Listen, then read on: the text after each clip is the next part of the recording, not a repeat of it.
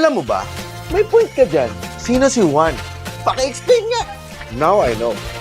Lumalalim ang kwento, na-realize ko lang. Correct me if I'm wrong. Makabuluhang usapan, ating pagsaluhan. Tara na't magkwentuhan! Lately, parang ang hirap maging Pilipino ngayon. Ang daming nangyayari, ang daming krisis, ang taas ng langis, ang baba ng peso. Parang hindi ko masabi na proud Pilipino pa rin ako. Pero mas magandang maintindihan kung ano ba yung context kung bakit tayo nagkakaganito. Ano ba yung history sa likod nito? At sino ba talaga si Juan? Ano ang kwento ng pagiging Pilipino? Yan ang matutunghayan natin ngayon dito sa panibagong show. Sabi nga ng mga Cool Pals, ibang James Caraan po ang mapapanood ninyo ngayon dito. Pero magigest pa rin tayo ng mga tao na may saysay at may kwenta.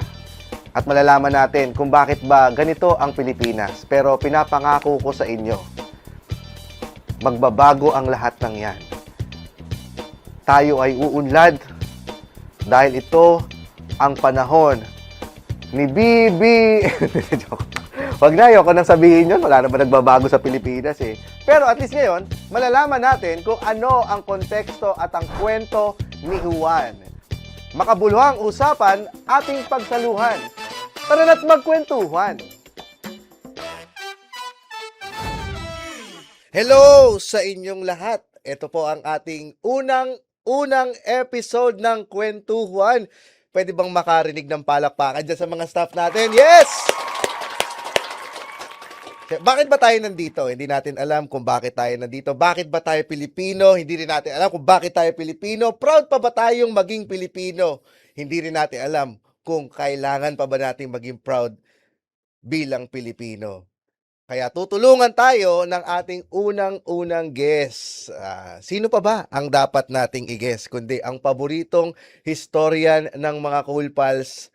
Ito, naging kaibigan na namin to sa Cool Pals. Lagi na namin siyang iniimbitahan kapag merong mga gusto kaming gaguhin. Ito, pag may gusto kaming gaguhin sa history, iniimbitahan lang namin siya kasi napakagaling niyang magkwento ng kasaysayan. Talagang madadigest ng ordinaryong tao ang kanyang mga sinasabi. At syempre, kung ako ay hindi naman masyadong mahilig sa history, sa kanya ako unang makikinig. Tapos, hindi ko siya paniniwalaan. Hindi, joke lang. Eto, walang iba, ang paboritong historian ng mga Cool Pals. Palakpakan natin lahat. Professor Xiao Shuhua. Xiao Chua! Makasaysayang araw po, James, at sa lahat ng ating mga kakwentuhan. Ay, ang ganda ng iyong barong. Nakabarong ka rin, ginaya mo ako, ha? Opo, sabi kasi nila magbabarong daw kayo. Siyempre, ayoko namang magpatalo sa'yo, James Caraan. Ano? Etong, Ang gwapo mo na, tapos hindi pa ako magbabarong. Hindi, wala na ako, di ba? Stop it! Etong barong natin, nakitang-kita natin, ito yung bagong-bago sa akin, puting-puti pa. Sa iyo, parang malaman na ang history ng barong mo. Ano na bang mga pinagdaanan niyang history ng barong mo? Well, actually, mas bago pa ito dahil kung marami ng history ito, punit-punit na. Tulad nung nakabarong ko, punit na dito, no? Kasi hinihila mo yan pagka tinatanggal mo eh. Anong engrande or yung pinakamakasaysayan na pinuntahan mong event gamit ang barong? Nako, ano bang makasaysayan? Dahil relatively bago siya. Sayang alam mo kung alam kong itatanong mo yan, ang sinuot kong barong, yung suot ko nung kasal ko. Yung pinagawa ko siya sa pinakamagaling na couturier ng province of Tarlac, no? Kasi ang tanda natin, yung mga couturier natin, yung mga designer natin na mga yan, mga alagad din ng kultura yan eh. Oo. Hindi lang natin napapansin. Akala natin yung mga national artist lang, Talaga? yung mga painter lang, Oo. o yung mga gumagawa ng mga gown, yan. Kaya yun, si Nats Palad, tapos pinadesign ko yung symbol ng Katipunan, yung araw na may letrang K, narito. So kinasal ako na yun ng aking barong. At ikaw ay napagdudahang NPA. Alam mo, in connection to that, Oo. nakakaloka kasi, di ba, ang theory kung bakit daw nagbabarong ang mga Pilipino nung unang panahon, Yan. ay dahil yan daw yung mga Spanish, iniiwasan daw ng mga Spanish na ikaw ay makapagtago ng baril. kaya see-through. Okay. May ganong theory sa mga historians ng damit. So, nung unang panahon, Mm. wala pang undershirt ang mga barong. Parang wala. O ano lang talaga, makikita mo talaga. Wala. So, Ang ngayon na lang kasi yun parang propriety ganun, pero ang nakikita kong walang undershirt masyado eh. So, ang mga unang Pilipino na nagsuot ng barong ay ibig sabihin, kita pa yung kanilang mga utong. Ah, Oo. So, kasi kapag ikaw ay Spanish, oo. magsusut ka. Kahit yung mga nakikita talaga, kong prinsipalya, nakasut eh. Kasi western Oo, yung kaya talagang style. Indio yung nagbabarong. Kaya kaso ngayon, dahil Pilipino na tayo, may sarili na tayong identity. 'Di ba kasi nga ang Pilipino dahil 300 years of Spanish colonialism, Mm-mm. 'di ba? Gumigiit na tayo na may sarili tayong pananamit. Kaya si Jose Rizal, nagdala siya ng barong sa Germany para ipakita sa mga tao na hindi, may sarili kaming formal dress. At dineposito niya yung barong na yon sa museum sa Germany. So nag-usap-usap yung mga German noon na bakit kitangin ang utongin ni Rizal? Yan, sabi niya, is Leisenhouten! Hoten, kitang Hoten ni Rizal. Yan, ito nabanggit mo na ito ay history ng ang history ng barong. Medyo masalimuot pala ang history ng barong. Bakit natin niyakap ang pagkakaroon ng barong kung pangit pala ang pinagmulan nito? Magandang katanungan, 'di ba? Sige, Kasi- next question. Kasi minsan, ang pag-adapt mo ng isang bagay na pang-insulto sa'yo is actually resistance. So, kasi ang ginagawa mo, pinapalabnaw mo yung meaning niya na masama, tapos ina-adapt mo siya bilang mabuti. So, halimbawa, si Jose Rizal, di ba tinatawag tayong Indio? Oo. No, ng Indio, pagka sinabi mong Indio, bobo yan, hindi marunong mag-Spanish, stupido, di ba? Yan ang tingin ng mga Spanish dyan. Pero sabi ni Rizal, si Rizal kasi nasa Paris Exposition siya. Nakita niya, parang may nakita siyang mga Indians, American Indians, tapos mga nakakabayo, nagsisigawan na Sa France ito, sa Paris. sa Paris, Oo. no? Nagsisigawan sila ng Indians, nasabi nila, Indians brave. Brave Indians. Doon niya naisip, bakit kaya hindi natin tawagin yung sarili natin, Indios Bravos? Doon pala nang galing yun. So, kaya may yung Indio-Pilipino na damit, Oo. recently, inaway ng mga tao. Kasi sabi nila, bakit mo ginamit yung sa atin, panglibak sa atin? Yung Indio. Indio. Parang N-word daw Oo, sa atin. parang N-word. Mm. Pero sa yung mga nagsasabing woke sila. Kaso, ang historical context, nilinis na nga ni Rizal yung meaning yan eh. Indio Bravo. Same with Bangsamoro. Ang Moro, yung Muslim, pag sinabi mong Moro, kasi yung mga Muslim, sinakop nila for 700 years ang Spain. Oo. Tandaan mo, 300 years lang tayo sinakop ng Spain, sila 700 years sinakop ng mga Muslim. So, ang tawag nila sa mga Muslim, Moro. Sabi nila Mauros kasi from Mauritania, pero Moros is also maitim. So, parang ang Niger. 'Di ba? So, ang nangyari, pwede niyang i-blip yun, di ba? Pero hindi. We're talking about historical Yes, context. tama. Historical context. Okay, historical Wala context. itong panglilibak. Pero ikakat natin N-word. yun, tapos gagawin natin reels. Yun N-word. lang. So parang ang N-word yung Moro, no? Pero anong ginawa nung mga nina Nur Miswari? Si N-word. Professor Nur Miswari, di ba? Nung nakipaglaban siya para sa karapatan sa sovereignty ng mga Muslim sa Mindanao, ang ginawa niyang pangalan, Moro National Liberation Front, MNLF. At sumunod na rin yung MILF. Yung Moro Islamic Liberation Front. MILF nga naman, di ba? MILF. Oo, MILF. oo. Huwag niyo tatawagin ganun yung MILF. Oo. Spell it. Or AKA Cougars. So, yun yung So, ibig sabihin, pwede mong angkinin. Halimbawa, si Imelda Marcos, tinatawag na Imeldific yung Imeldific. pagiging maluho niya, tsaka yung kanilang plundering, di ba, Yes. nung panahon ng martial law. Pero alam mo, inadapt niya yun na Imeldific, extravagant, vulgar, in giving beauty. Sabi niya in-interview ko siya, sabi niya, Imeldific, I claim it. I'm Imeldific, extravagant in giving beauty. Sabi niya gano'n. Ang galing. So, may gano'n. So, isa pa nga, Sir Xiao. resistance siya. Isa pa nga. Gusto mo ba ako maging Imelda Marcos? Yes, so, When Ferdinand became president and I, First Lady, I asked him, what is my role as First Lady? Then he said, I, Ferdinand, the father of the country, I will build a strong house. You, the mother of the country, you make it a home. And so I wondered, what makes a home? Love. What is love when made real? Beauty. ang galing. Dahil dyan, ito na ang hudyat para sumigaw ng BBM. Wag na. Dalawa lang, dalawang beses. Dalawa lang. Kahit isa na lang, wala naman nangyayari dito. Oo nga eh. Sir Xiao, medyo lumusog si Imelda, no? Hindi, joke lang.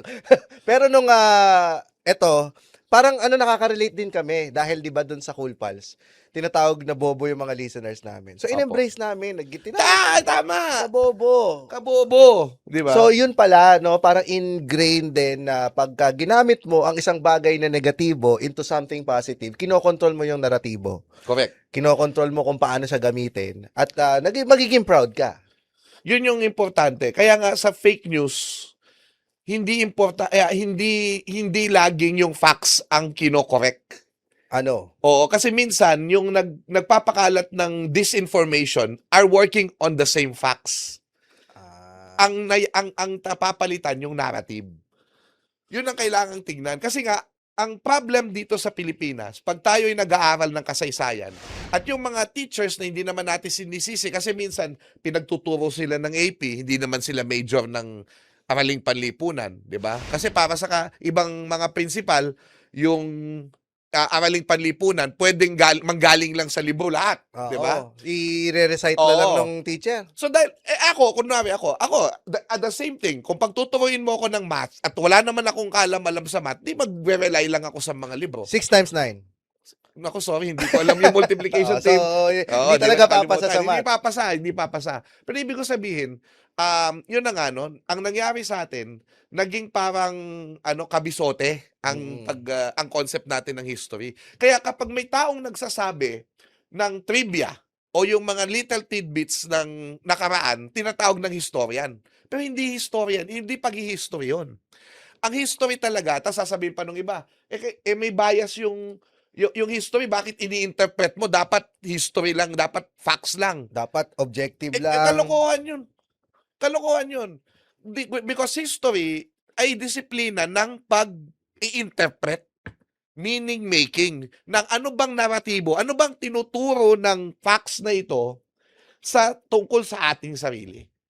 O ganun siya. Doon siya, yun hindi yung facts ang katapusan. Ang sinasabi natin, ano kayang masasabi natin tungkol sa mga gawin ni James Caraan tungkol sa nangyari sa ganitong panahon?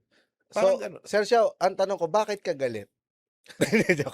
Hindi, yung Passionate. Nagpapaliwanag lang. Hindi, ang ganda nga ng passion mo. Yung ganyang klaseng pagtuturo ng history dahil nasasabihan ding bias. Ito ba yung mga sinasabi mo or way mo ng pagkikwento?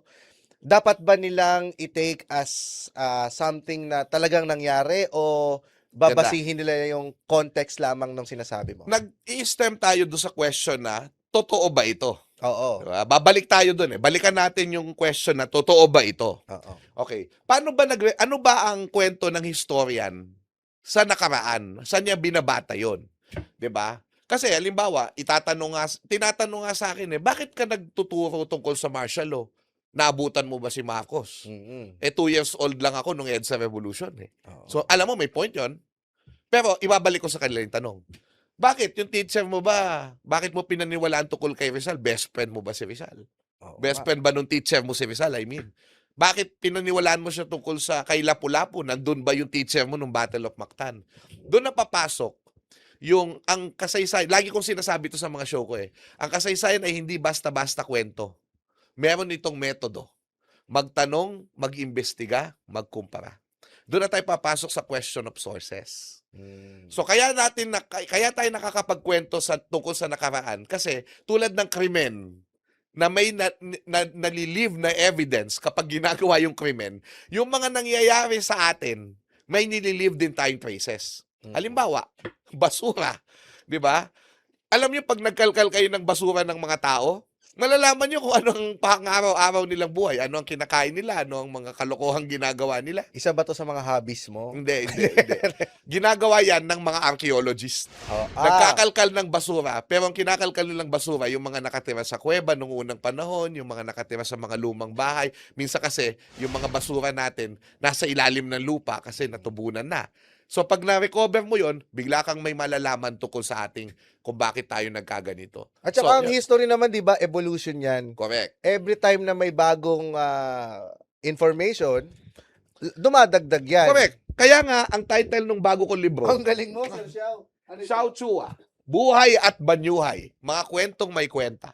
Kasi, at hindi ako pumili ng title. Ang pumili ng title, yung isa sa editor ko, si Palanca Award-winning playwright and historian, Jose Victor Torres. Wow. Sabi ni Dr. Torres, kaya niya binigyan ng pangalang Buhay at Banyuhay at napakaganda. Ano yung banyuhay mo Hindi na? ko na hindi ko na appreciate kasi parang ang lalim.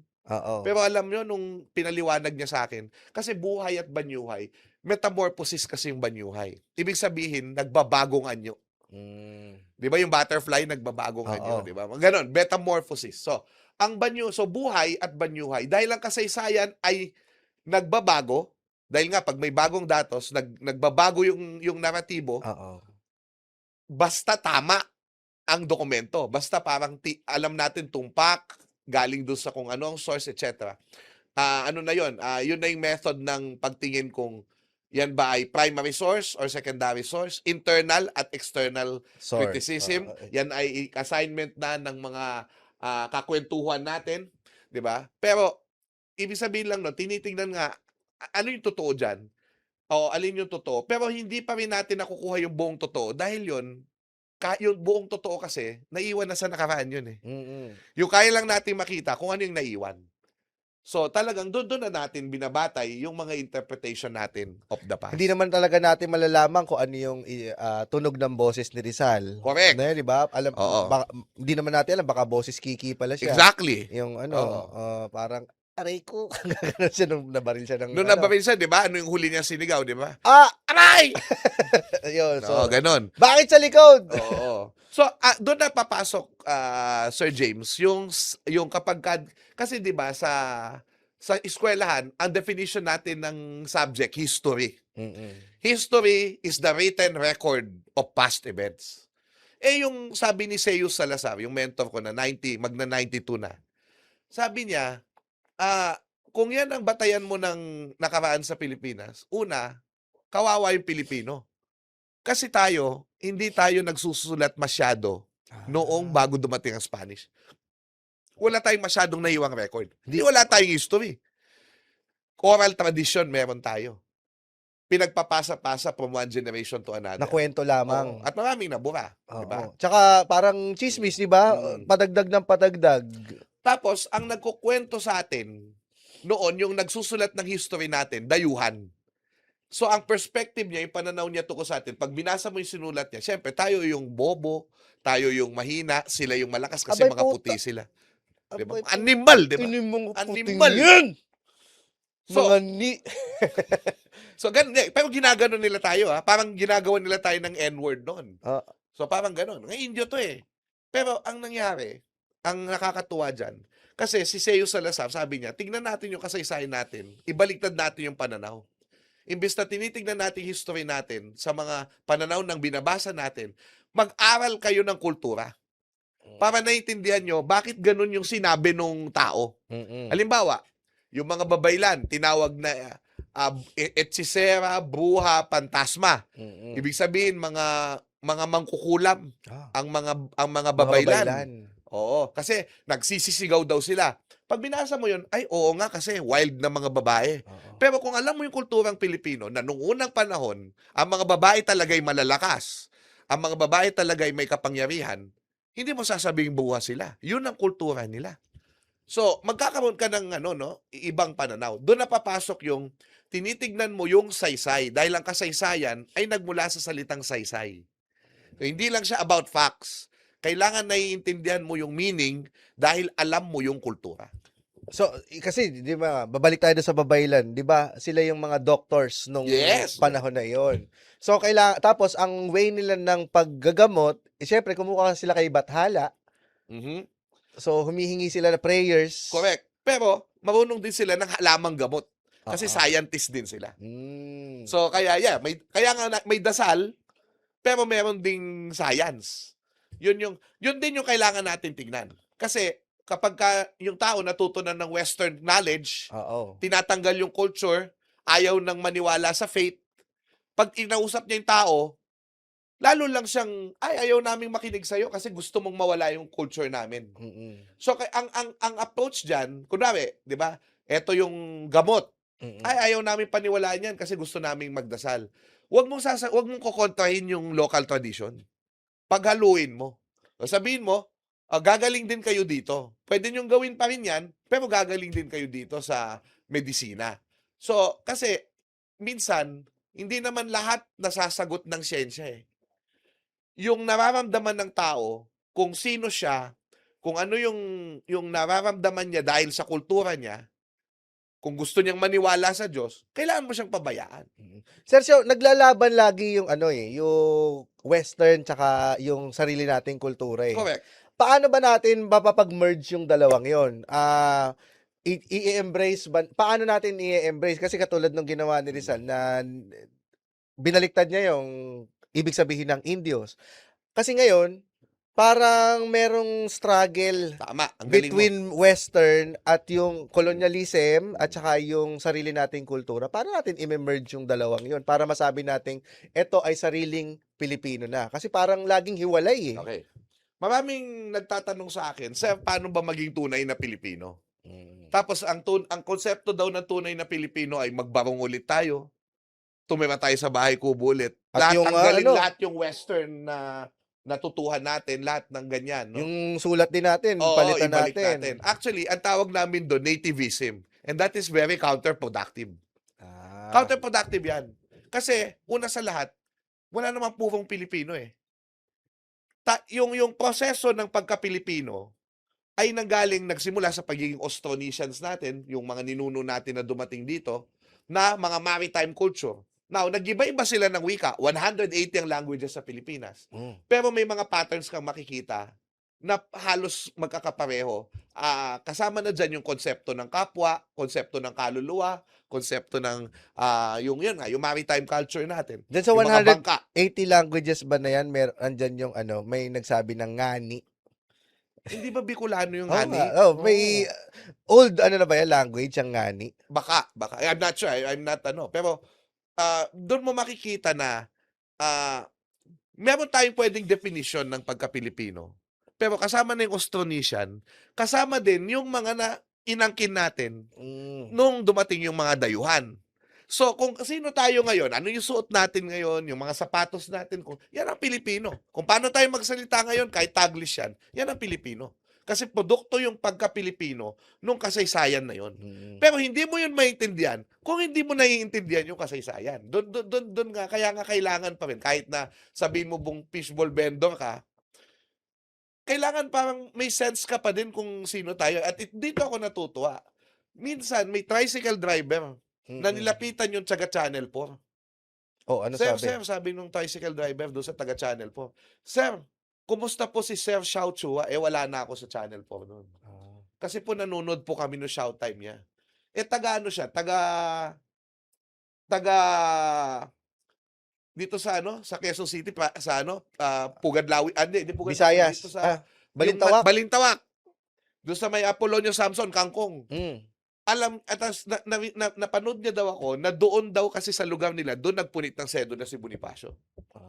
Yung Cry of Balintawak. Yung kaya Balintawak. So, ba't ba tinawag na Cry of Balintawak? hindi kasi, sumigaw ba ginaya sila? Kasi, hindi. Yun nga, hindi literal yung sigaw. Kasi kung nagsigawan sila doon, Nahuli puta, sila. narinig na sila, di ba?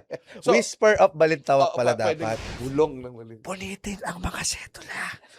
Dahan-dahan lang Nagano kasi yung may Cry of Dolores kasi sa Mexico. Oo. Doon nag-start yung revolution. So, ginaya natin yung tawag. Cry of Balintawak. Kasi pag narinig ko yung Cry of Balintawak, Kasi, feeling ko, Ah! nasakop na Pero yung tayo sigaw, nakachila. Yung sigaw, pwede nangyari yun, pero hindi talaga yun yung point eh. Yung point really, nung pinunit yung sedula, so pag pinunit yung sedula na yun, ibig sabihin nun, wala ka nang pakialam kung anong mangyari sa'yo. malaya na tayo. Ngayon ginagamit na lang siya pang-apply no? Correct. Oo. Uy, pero mahal pa din pag malaki yung sweldo mo, mahal pa din. Yeah, kaya nga hindi ko dinedeclare Para 150 lang. Baka mahuli. Hello po tayo sa ng mga AI, taga-barangay. Barangay ganito. Hindi, so yun na nga. So, yan yung dahilan kung bakit tayo nagkakasaysayan, di ba? Yan, halimbawa, ano ba naman ang pakinabang mo kung malaman mo yung tungkol sa Cry of Balintawak? But just imagine, if you have that sense na ito pala yung sakripisyo ng mga ninuno natin para lang magkaroon tayo ng buhay na ganito ngayon. Hindi perfect, pero nakakapag-desisyon tayo na si James Caraan gusto niyang maging komedyante sa bayang ito, magiging komedyante siya. At ako gusto kong maging teacher, magiging teacher ako. Oo. 'Di ba? Malaking bagay 'yun kasi nung unang panahon hindi pwedeng ganoon Tinatakda ng ibang tao yung trabaho natin At saka maganda rin, alam mo, Sir Xiao, bilang history fan. Ako din, masasabi kong mahilig din ako sa history simula nung napanood kita. Kasi, kasi nung sa AP lang, CB ka lang. Ang kapal ng mukha mo, James. Bakit? Napanood mo ako sa AP nung nag-aaral ka? Hindi. Akala ko naman.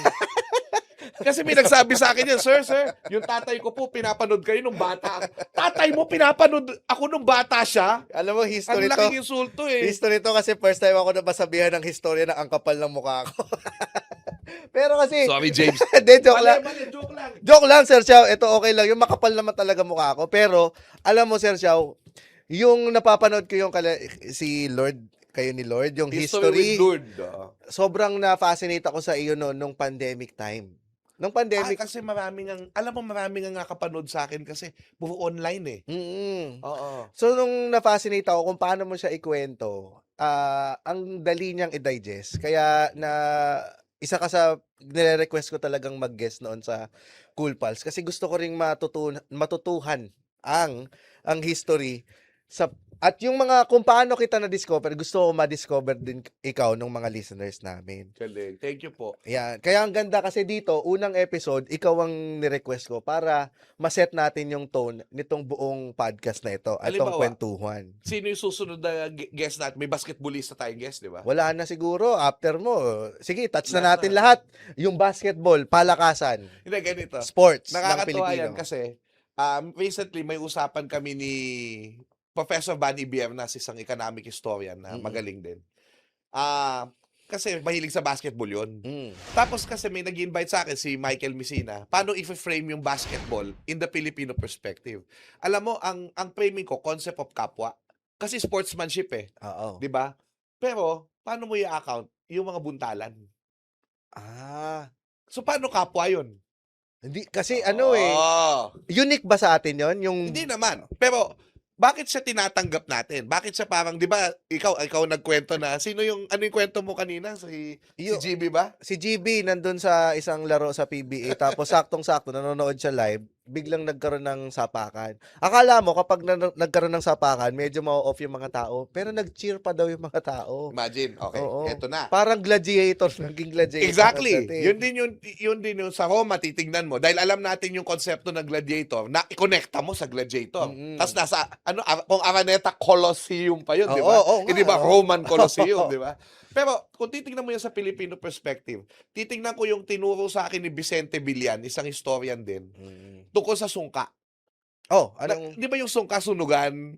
Di ba? Yung sungka talaga yung laro na nagpapakita nung early warfare ng mga sinaunang bagani. Paano Di ba sunugan ng bahay, ganun. So, halimbawa, Teka, nagsimula yung sungka sa...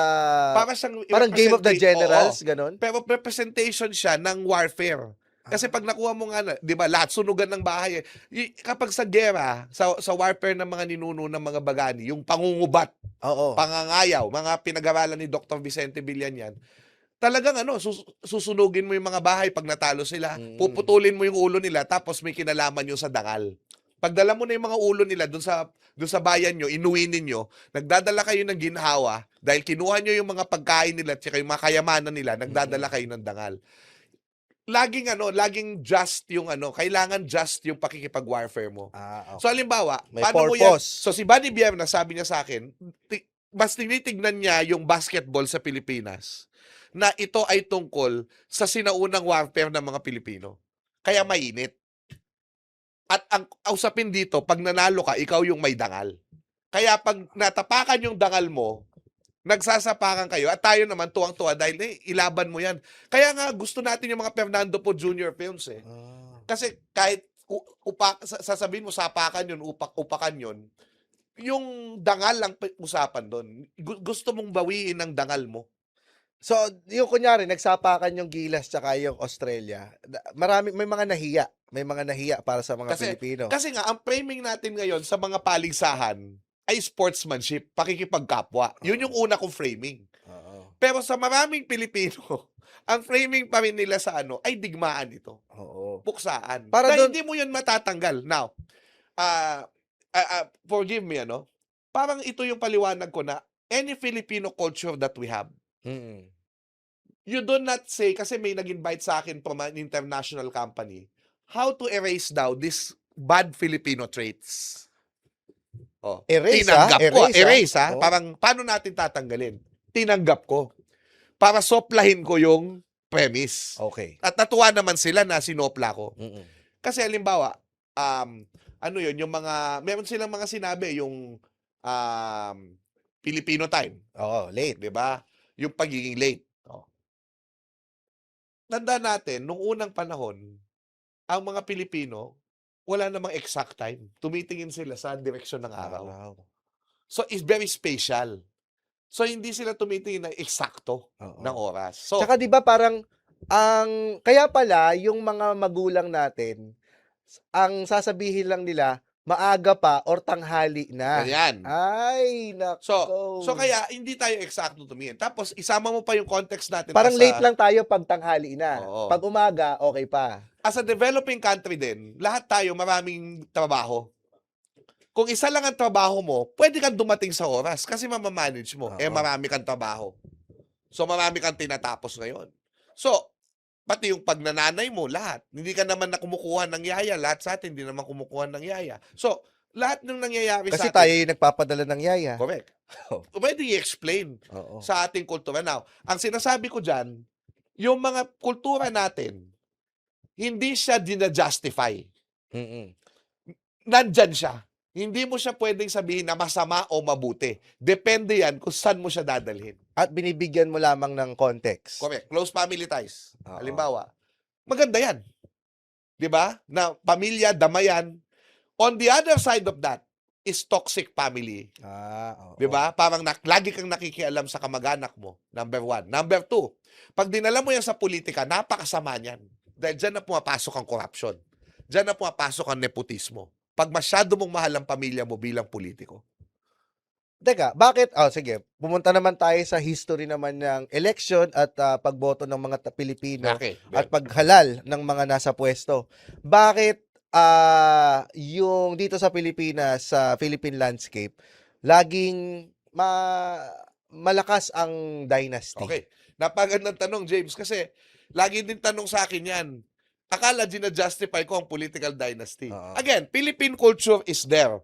I don't have to justify it. Depende lang kung saan mo siya dadalhin. So, nakaugat kasi yung political dynasty natin doon sa way ng bago dumating ang Spanish, may dato system tayo. Di ba? Ang dato system, pwede rin pumasa sa anak mo yan. Pero may premise. Ang dato, siya yung laging pinakamagaling na warrior. So if you are not the best warrior, you have wala kang papel dyan para maging dato. So anong mangyayari? So pwede mong ipasa sa anak mo yan, provided yung anak mo magiging best warrior din. So pag yan natalo ng isang bagong challenger, natalo ng challenger, yung challenger na yun, in a combat, ibig sabihin, hindi siya yung pinakamagaling na bayani, natalo siya eh. Oo. Yung challenger na yun na yung magiging dato. Parang example, Pasig. Oo. Malakas Dati, ang Eusebio. Pero may bagong challenger, Vico Soto. Na nakita yung kahinaan ng mga Eusebio, inano niya. Yun ang nangyari dyan. So ngayon, si Vico hanggang ngayon, na-appreciate. Diba? Pero, once na si Vico, ngayon, sino yung papalit kay Vico? Kapamilya ba niya? Ayaw niya, di ba? Oo. Oo, so, malamang umakyat na siya sa ibang pwesto. Pero, ang mangyayari nga doon, kung meron papalit sa kanya, kailangan mapatunayan din na yun ay okay. Di ba? And, tandaan din natin na may ano rin yan eh, kaya nga, pasya ng bayan yun eh. Hanggat wala tayong enabling law, the dynasties will continue kasi ang pasya ng bayan, ine-elect sila. Bakit? Naturally, dahil yung anak ko, yun ang gagawin ko chief of staff ko. E di siya yung may alam ng politika, siya yung may expertise. So may mga ganon. Minsan, nakakaganda yon. Pero once na kayo ay parang, ang tawag nga ni Joma Season dyan, burokrata kapitalismo. Ginawa niyong negosyo ang gobyerno. Ano na yun, masama na yun. At ako naman, meron akong faith sa taong bayan natin. Minsan, di ako nag-agree bakit gusto nila yung certain politicians. Di ba? Pero, may nakikita sila na James minsan, ang nangyari kasi sa atin, nung panahon ni Rizal, nagkaroon kasi tayo ng dambuhalang pagkakahating pangkalinangan, sabi ni Zeus Salazar. So sabi ni Zeus, Dambuhalang pagkakahating pangkalinangan. Ibig Ano sabihin, ang- great cultural divide. divide. Oo. So, ang nangyari doon, di ba tandaan natin, may yumamang mga Pilipino dahil nagkaroon ng end of the galleon trade and the monopoly of the Spaniards in the economy. So, dumating yung mga foreigners. Maka-oo naman ako, kala mo, alam ko. Pero naiintindihan mo, Yes, James. naiintindihan ko. So, yung foreigners dumating at ginawa tayong middlemen, yung mga Indio, at saka yung mga Chinese mestizo. Kaya may mga yumaman na mga Chinese at saka may mga yumaman na mga Pilipino nung panahon ng Spanish. Ay, shit, Sir Chow. Ito, dumating lang sa akin, middleman pala lagi ang trato sa atin. Kaya pala, kung mapapansin mo, nagtataka kasi ako dito sa business landscape natin sa Yes. Pilipinas Parang kulang ako doon sa manufacture natin ng mga, kunyari wala tayong manufacturing ng kotse, yung sariling maging ano kotse. tayo yung entrepreneur Yes, talaga. tayo yung gagawa mismo, mag-iimbento. Parang hindi naka-ingrain sa atin yung pag-iimbento ng sarili nating produkto. Parang lagi tayong middleman. Okay. Very good question. I'm not an economic historian, pero sa naririnig ko kasi kay Professor Bani Biernas, ay ekonomiya talaga ng Pilipinas. Aside from yung agriculture, no, na yan ang nagpo-produce ng mga pagkain natin, is really trade. Kasi panahon pa ng Spanish, trader talaga tayo. Okay. So makikita mo kaya marami, 'di ba, yung mga Muslim traders din, 'di ba? So kasi ingrained sa atin yung trading. So ito na nga yung nangyari. By that time, so mahilig tayo mag-trade. Yes. Tayo yung middleman Oo. 'di ba? So ang nangyari sa atin, yumaman tayo. Marami kasing yumaman na Pilipino just by trading So, yung mga halimbawa, yung pamilya Rizal, yumaman because of that. Yung mga anak nila magiging mga mag-aaral ngayon, yung mga anak. Sila yung generation ni Rizal. Sila yung ilustrados. So, nung ang nangyari dyan, na westernized yung pananaw nila. Kasi nag-aral sila sa Europe tsaka sa mga European schools dito. Okay. Dahil na westernized sila, naging elitist yung kanilang pananaw. Pag nakikita nila yung Pilipino na hindi nagkaroon ng colonial education, parang para sa kanila, basura ang Bobo. ideya. Pero, tandaan natin ang kasaysayan kasi, nagpapatuloy siya na concept. Kasi kapag may pinapanganak na Pilipino, kahit hindi mo yan turuan, merong subconscious na nakikita niya yung ginagawa ng mga tao, natututuhan niya yung culture. So yung buong kwento ng Pilipinas, hindi lang siya series of events. Nagpapatuloy siya na kaisipan na dumadaloy sa lahat ng Pilipinong nabuhay. Mula noon hanggang ngayon. Kaso, na-disrupt yun kasi may mga tao na naging westernized. Dito mo ngayon makikita kung bakit may mga tao na nagsasabing magaling kaming bumoto kasi edukado kami, tapos yung mga tao sa baba, bobotante sila. Ako, yun yung kailangan nating iwasan. Nahati yung bayan natin. Mas lalo tayong nahahati sa ganyang thinking. Kaya tayo may kasaysayan para maintindihan natin yung mga kababayan natin. Mag-aral tayo ng kultura, maiintindihan natin. Kaya, just to continue, kahit hindi ako nag-agree minsan sa choice of leaders nila, minsan may nakikita sila na hindi natin nakikita. At kailangan intindihin natin yun. Ito naman, Sir Xiao, ay hindi pang justify kung ano yung mga nangyayari sa atin ngayon. Ito'y humahanap lang tayo ng historical context. Bakit tayo ganoon? Tama, di ba? Tama. Bakit ba tayo nagsisimula bakit ba ang hilig natin bumoto ng magkakaapelido? Correct. Di ba? Ito'y Nasa kultura. Oo, tapos parang siguro dahil nga kung gusto natin ng pagbabago, kailangan mag-step up din yung mga papalit na leader Oo. na subukan nyo talagang talunin kung sino yung pinakamalakas dahil nga warlord mentality pa rin. Aside from that, kailangan na magkaroon ng political will kasi kung gusto nating palitan ng kultura, kailangan palitan ang mga sistema ang mga batas. Mm. So yung political will ng isang leader para gawin yun lang yung makakasagot yan. So hanggang nangyayari yan, yung maling na pupuntahan ng kultura natin, yun yung magpapatuloy. Mahaba-haba nga no? Parang nasabi mo kanina yung mga anak nila Rizal na Rizal, yun yung nakapag-aral abroad at sila yung nagdala ng western mentality, Tama. no? So parang magsisimula pa rin sa edukasyon din. Correct. At yung edukasyon na holistiko. Na we try our best part ako ng Academics. ng advisor ng curriculum ng Department of Education. Tinatry ko sana na kahit sa araling panlipunan kasi yun lang ang kaya kong pakialaman, no? Maka-Pilipino. Ibig sabihin, naiintindihan natin yung tendencies natin, no? Naiintindihan natin yung pagpapatuloy dapat ng kultura at bakit tayo may hidwaan within the country The itself. country. At least ngayon, ito yung purpose talaga ng podcast na ito. Itong kwentuhan. Hindi naman baguhin ang Hindi. kung ano man ang ugali natin ngayon. Ito ay para mas maintindihan natin kung bakit tayo naging ganito at bakit tayo nagiging ganito sa iba't ibang aspeto ng kultura. Na hindi tinatago yung mali o yung maling napupuntahan nga ng kultura. Pero sa palagay ko, ang ganda nung show nyo kasi ito yung mag-highlight din na, di ba parang laging ang mantra ng mga bata ngayon, ang hirap mahalin ng Pilipinas, di ba? Oo. Pero pag nakita nila yung mga culture bearers, in different field, kasi ang akala lang natin pag sinabi mong culture, yung nasa museum. Oo. Hindi nila alam, ang mga basketball player ay bahagi ng kultura. Bahagi ng kasaysayang kultural natin. Bakit? Dahil ang konsepto ng kaginhawaan, yun yung highest aspiration ng mga Pilipino. Kasama ang saya. Kasama ang saya. Pati ang comedy ay bahagi ng sining. 'Di ba? Yung ginagawa ninyo sa Cool Pals ng Comedy Manila ay bahagi ng sining yun. Bahagi yun ng nagpapasaya sa bayan. Bahagi lahat yan nung nagbibigay ng ginhawa. Napakalaking bagay sa tao nun na sa kabila ng mga paghihirap natin sa Pilipinas, may mga tinitingala tayo ng mga, tulad ni Ricky Lee, ng mga basketballista nga, Benji Paras. Benji Paras, ayan. Oo. Wag ka tumingin sa listahan namin, Sergio. Si James Caraan, di ba? Tsaka yung speaking of comedy din, no, parang marami na ring bawal sa comedy. Tapos yung mga bawal sa comedy, ina-apply nila base sa Western standards. Yun na nga. May konteksto din kasi tayo kasi naalala mo yung Pork Chop Duo? Mm-mm. Kahit bastos yung mga joke nila, alam ng tao yung konteksto. Oo. Na dito lang to. Yung joke lang talaga. Ang problema kasi, at it came to a point kasi siguro, James na rin, na akala natin, yung joke natin, dahil nagkaroon ng bagong henerasyon that takes everything seriously. Mm-mm. So pag nag-joke ka, they take everything seriously. Nagiging masamang pangyayari.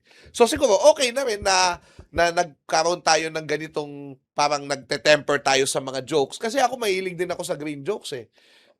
Tsaka yung mga borderline offensive talaga. Natuto ako Dark jokes. Kasi natuto ako sa Pork Chop Duo kasi yung timing when I do my lectures, kung paano patatawanin yung tao, natutuhan ko sa Pork Chop Duo yun eh. Pero pag tinignan mo yung mga joke nila ngayon, parang marami nang hindi makaka-appreciate. Which is sad kasi yung Pork Chop Duo, dinala yan ni President Cory Aquino kasama ng mga sikat na artista after EDSA Revolution sa buong mundo dahil maraming OFW. Naghahatid saya sila sa mga tao. So, ang laki nga ng role ng mga komedyante sa lalo na yan sa diaspora din. 'Di ba nakikita rin natin 'yan sino ba kaibigan nating komedyante? Si tawag doon yung si SBC Paques. Rex Navarrete. Rex Navarrete, 'di ba? Oo. Yun. Thank you, Sir Xiao. Ang dami kong natutuhan sa iyo dahil tsaka ang ganda na naiset mo yung tone ng ating show. At abangan nyo rin sa mga listeners natin, abangan nyo yung mga susunod nating episodes dahil hihimayin natin yung bawat kultura. Ngayon lang natin na-touch on lang yung mga very briefly yung mga iba't ibang aspeto ng pagiging Pilipino. Pero sa mga susunod na episodes, tatalakayin natin yan ng iba't ibang guest, no? Alam kong sawa na kayo kay Sir Xiao, pero sana bumalik ka dito, Sir Xiao, ha? Pero wag ka muna umalis dahil meron pa akong hard-hitting question para sa'yo. Eto, Oh, sige what nga. if lang, dito sa ating segment na, totoo ba? Totoo ba? Totoo ba? Totoo ba? Totoo ba? Totoo! Totoo! Eto, what if lang? So, mga what if scenarios Sige. lang. Paano kung hindi tayo nasakop ng kahit anong bansa? Ano kaya ang itsura ng Pilipinas? Ako, in a hypothetical sense, the closest perhaps, yung dinipict sa The Kingdom ni Big Big Soto. Soto. Yan. Kasi ano tayo, meron tayong monarchy, Mm-mm. kasi yung dato system nga. Malamang nagkaroon na rin ng ibang religions kasi papasok din naman yan kahit hindi tayo nasakop. Oo. 'Di ba? Pero meron tayong sariling sistema.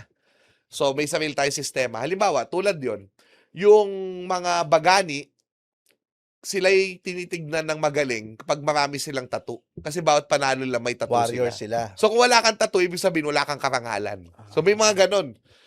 Di ba yung nangyari sa atin, yung mga tatuan, sila yung walang dangal. Oo, Kasi criminal ang naging tingin. convict ang ano. Ito ba yung western thinking? Parang ganun kasi 'di ba ginamit din sa bilibid 'yan eh. Mm. Pero sa bilibid iba ang usapan doon kasi pag marami kang tattoo doon, siga ka. Pero O tsaka dangal din 'yun eh. yung mga colonization, 'di ba? Parang pinapatay nila yung maraming tattoo. Parang binago nila so yung katulad nung ginawa nila, binago naman nila yung meaning, ginawa nilang negative yung Correct. tattoo. At ngayon binabalik sa positive. Kay Wang Od, 'di ba? So nagpatattoo rin ako kay Wang Od. Yun. Ito pa, meron pa pala tayo isang segment. Ito naman ang one-on-one. One-on-one. One-on-one. Sir Xiao, pipili ka ng isa. Pwede kang magkaroon ng brief explanation tungkol sa napili mo. Pero sana man lang, wag pareho ang piliin mo. Kailangan pumili ka ng isa. Okay ba? Isa Oo. lang. Oo. Sige nga. Hindi naman natin papipiliin kung UP o Lasal. Wala yan. Pareho Ito, kong galing diyan. So oo. Pero kung papipiliin ka ng isa, ito, Rizal o Bonifacio? Bonifacio. May sagot ka ba? Bakit? Well, I love Rizal, pero si Bonifacio talaga yung nag-translate ng ideas ni Rizal to revolution. Oo. Bonifacio o Aguinaldo? Nako. Bonifacio, Bonifacio unang pa rin. pangulo. Talaga ba? Oo. Doon ka sa side ng history na 'yon. Oo, Bonifacio ang unang pangulo. Si Aguinaldo pa rin ang unang pangulo ng Ng unang Republika. republika. Pero may nauna sa kanya. Hindi naman natin tinatanggal 'yon. Ito ba yung nabago na sa sa batas? Hindi pa, pero tinanggap na ng mga referees sa historical bulletin yung paper ko na publish na. Tungkol sa pagiging gobyerno ng government ni Bonifacio. Unang step na ba to para makilala Possible, na sila? pero ibig sabihin nun, may agreement from historians, from some historians. Pero may naglalakad na sa kongreso, ganun. Tinigil ko. Tinigil. Dati kasi ako yung nagpapastart nun recently na may signature campaign. Oo. Kaso, naisip-isip ko, bakit ko naman ipapaubaya sa mga congressman at trabaho ng historian? Baka nga dapat mas mag-decide dyan ang historical commission. Kasi sila yung historiador eh. Tama. So, pero kung hindi naman siya gawing official, wala rin namang problema sa akin kasi nangyari naman eh. Gobyerno naman talaga. Kahit ano pang declaration nyo o in non-declaration, it still run as a government. And that's what I've proven in my paper. Eto, Spain o Amerika? America. Bakit? Galing ka doon. America. Paano ba ito? Siguro wala lang ako masyadong, yung pag-amin ko na wala akong masyadong contact with Spanish people enough. Kasi yung mga Spaniards na nakakasalamu ako, some of them, parang hindi ko gusto yung ugali. Hindi ko din sila nilalahat. This is a personal question. This is a personal answer. Na parang medyo may konting arrogance.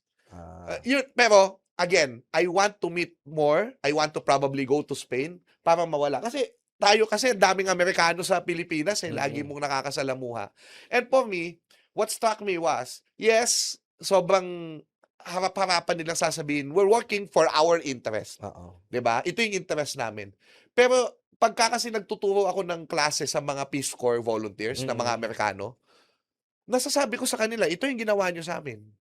Tapos okay lang sa kanila, oo. Okay lang sa kanila. So parang may acceptance sila na ito yung ginawa namin sa inyo. 'Di ba? At saka yung time na yung mga Espanyol, hindi tayo tinuruan ng wika nila, pero yung Amerikano, tinuro sa atin yung Ano? English. Baka nga mas nakabuti pa sa atin na hindi naturo yung English sa atin eh. Kasi at least na-retain natin yung yung identity ng wikang Filipino. Although, yun na rin yung entry point natin sa mundo. Nangyari na eh.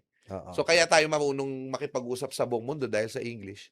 Pero yung Spanish kasi, kaya sila nagsabi na hindi namin tuturuan kasi sabi lang, konti lang kami eh. Mm. Bakit namin tuturuan ng Spanish ang mga tao? Ngayon, pwedeng kami na lang ang mag-aral ng wika nila. So, in all fairness to the Spaniards. Okay. Diba? Okay. So, ito, adobo o sinigang? Hindi ako makain pareho, sorry. Pero, Hamburger, hotdog. kaya pala, Amerika. Amerika talaga. Oh. Ito, kanin Hindi, o... so sorry kasi picky eater ako, hindi ako nasanay. Okay lang yan, Yun Sir lang Xiao. ang nangyari sa akin. Kanin o pandesal? Kanin, Sisig o dinakdakan? sisig, Mga banda o biritera? banda. TV o film? Ang hirap. Shucks. TV. Yung biritera ba, may kinalaman pa rin doon sa pagsigaw-sigaw ng mga babaylan? Hindi, maganda. Kasi, tama ka eh. Yung babaylan, nagkukwento, pero hindi siya tula. Oo. Hindi, kaya hindi tayo pros eh. Walang pros sa Oo. Pilipinas. Laging patula, kayong ambahan sa Mindoro, walang nakukwento ng diretso. Mga flip-top.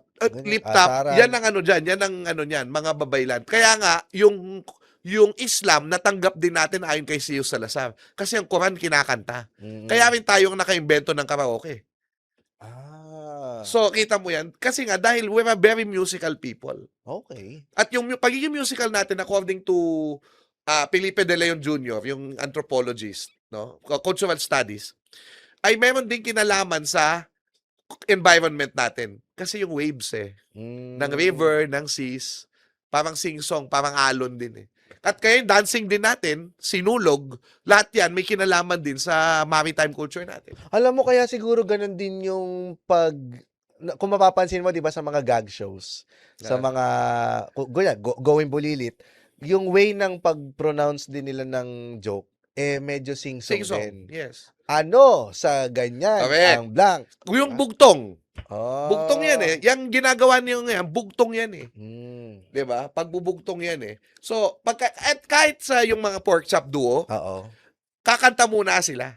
'Di ba sina Dolphy oo nga. Panchito, ganun Oo. din. Dolphy Panchito, kakanta muna. So, kung ganun eh. Kasi, alam niyo, kahit yung kanta nung panahon ng Spanish, dahil tayo nasa, tawag dito, colonialism, ang tawag natin kundiman. At laging malungkot yon. Variety show ang palaging gusto ng mga Pilipino. Oo. Bakit ba So, napunta doon ng maganda yan. ang gusto ng mga Okay. Pilipino? Nung panahon ng Spanish, wala tayo, yung masayang kanta, hindi masyado. Yung mga kanta natin doon po sa amin, bayan ng San Roque, very ballad. Mm-mm. 'Di ba? Yung Pino pong sinta ni ring kaluluwa. So parang ganun parang Pabasa, parang parang ganun. pabasa. Kasi kundi man means kung hindi man. If it is not meant to be. Lagi siyang tukol sa sawing pag-ibig. Laging negative. Correct. Kaya dumating yung mga ang ganda Amerikano. naman ito. Dumating yung mga Amerikano. Oo. Nung dumating yung mga Amerikano, tinuruan tayo yung mga dance music, Charleston, yung mga ganun, dance music. Oo. Marami na tayo, nagkaroon na tayo ng mga masasayang kanta. Yung mga Silvia La Torre, mga sa kabukiran, walang kalungkutan. Pero galing din Sa yun. bukid walang papel. Uy. Oo, pwede. So, naghalo yung American jazz, mga ganon. Pero, meron pa ring parts ng kundiman, ng balitaw, ng mga music forms ng panahon ng ninuno natin. So, ang dami. Naghalo-halo nga lang yung ano natin. Kaya pag tinignan mo, Francis M. Rap. Oh. Rap, galing yan sa mga blacks. Oh. Yung tradition ng blacks, yung pag-rap, Or galing... blacks or Nigerian James. Hello, Professor Xiao. Hello. Ay, may hindi. Yung yun nga, yung rap yung rap kasi galing din yan sa soul.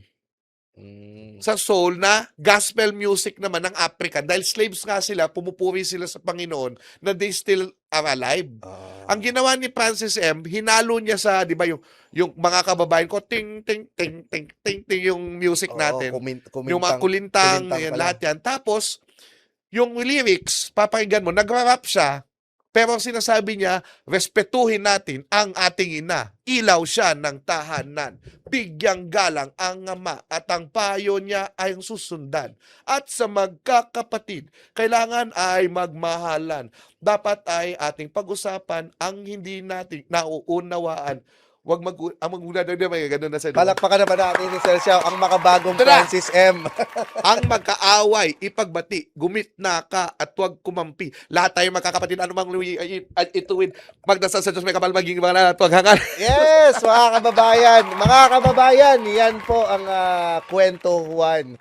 Alamin natin kung ano ba ang kwento ni Juan dito sa Kwento Juan. At maraming salamat, Sir Xiao, dahil binigyan mo kami ng pasilip, kahit maikli lang itong episode natin, pasilip kung ano ba ang konteksto ni Juan. Nagpapasalamat din ako sa inyo, James, kasi ang lagi namin sinasabi ni Professor Bani Biernas na matalik kong kaibigan, dapat nilalagyan natin ng saya ang saysay.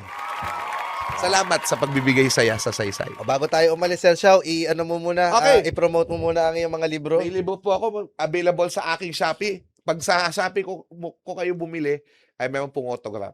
Oy, Opo. wow. So, Showtime, volume 1 and 2 tungkol sa mga bayaning Pilipino. At yung latest book of essays ko po ay Buhay. Buhay at Banyuhay. Banyuhay. Dahil ang kasaysayan ay nagbabago at nakakapagpabago. Maraming salamat, Sir Xiao. At muli, makasaysayang araw sa iyo. Mga saysayang araw po. Salamat. Yan ang dahilan kung bakit kailangan natin ng kasaysayan. Kailangan nating malaman ang konteksto kung bakit ba tayo ganito at kung bakit ba tayo ganito mag-isip, kumilos, magsalita, etc. 'Di ba? Lahat ng mga sinabi ni Sir Xiao ay nakadugtong sa kung sino tayo ngayon. At least dito sa podcast na to, malalaman natin kung bakit tayo ganito at bakit tayo si Juan, bakit tayo Pilipino. Dahil ito ang kwento ni Juan. Pakinggan po ninyo at panoorin ninyo ang aming episode with Sir Xiao Chua. Mapapanood nyo yan sa Spotify, Apple Podcast at iba't iba pang social media platforms. Ako po ulit si James Karaan. Makabuluhang usapan, ating pagsaluhan. Tara na't magkwentuhan!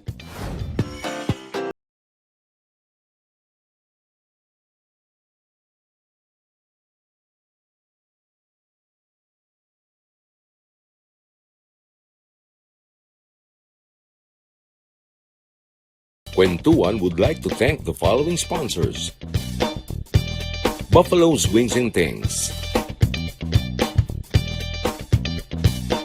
Barong Rosales,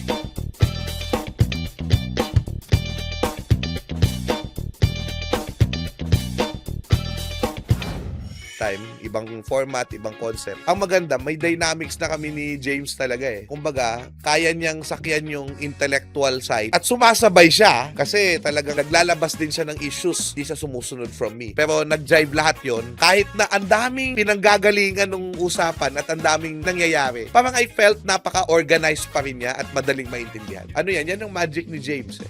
Ang daming first dito sa episode 1 natin. Unang-una, first time natin narinig si Sir Xiao na magsabi ng N-word. May context naman eh. At ito nga yung episode 1 natin ang nagpapatunay na kailangan talaga natin ng context kung sino tayo. At pangalawa, ngayon ko lang narinig mag-rap si Sir Xiao Chua. Nabuhay si Francis M. Siya na ngayon si Francis Malusog. Kwento ng bayan at kwento ni Juan, inyong pakinggan. Makabuluhang usapan, ating pagsaluhan. Kasama si James Karaan, tara na't magkwentuhan.